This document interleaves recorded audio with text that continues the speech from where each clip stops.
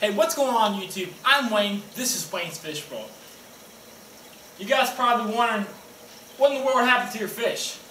Long story short, I'll go into more detail in another video, but I mixed up 5 gallons of salt water, I poured 5 gallons in, about 3 minutes later, simultaneously, every fish dropped dead. Yeah. Anyways guys, in this video I want to talk about buying your equipment before you buy your fish. Okay, I know it's a lot of money, especially if you're going to saltwater, and that's why I'm standing in front of my saltwater tank right now.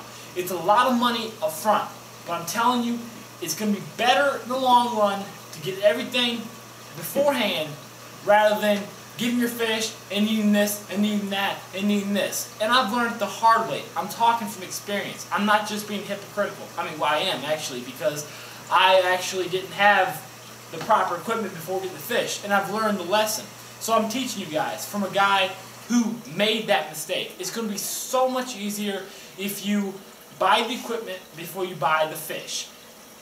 It's a lot of money, like I said, but take it week by week. You're going to have to learn patience in this hobby, or pet keeping, whatever you consider it as. But patience is going to be critical. New York Stilo says it all the time. Dustin says have a plan, I say have dedication. You have to have patience, especially with saltwater tanks and freshwater tanks. Take it step by step. Say you're doing a freshwater tank. Get your heater, get your tank, get your lights, get your filter. Do it week by week, bi-weekly, monthly, however you can afford it. If you're a child, I mean not a child, teenager, kid, you got allowance, save up. Wait for Christmas. Go wild. Wait for your birthday, go wild. If you're on a budget, like me, and you got bills, you know, just accommodate. Just take it week by week and save up as you can and let it go. So, long story short, my system crashed and it made me very mad, and I almost felt like punching this tank through the wall. But what I'm doing is I'm filling my tank back up with RDI water. I have actually mounted the RDI unit under the stand, and it's filling up with RDI water now, and I kept my sump going so some beneficial bacteria is still in there.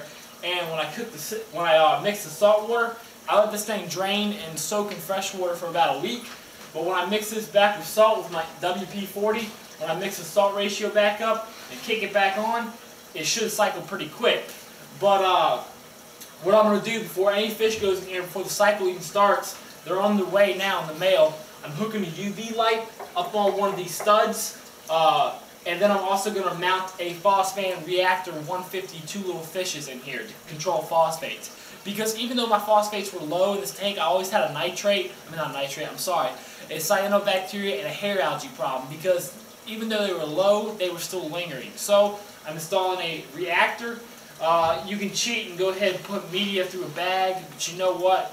Phosphor is pretty good, but nothing beats a reactor. And that's another topic that can be debated on which media is the best.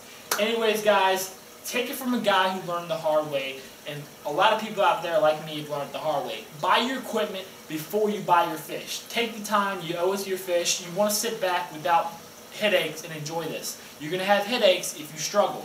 Be patient, you're going to have to learn it eventually, and just buy everything up front. Comment, rate, subscribe, tell me what you guys think. Later.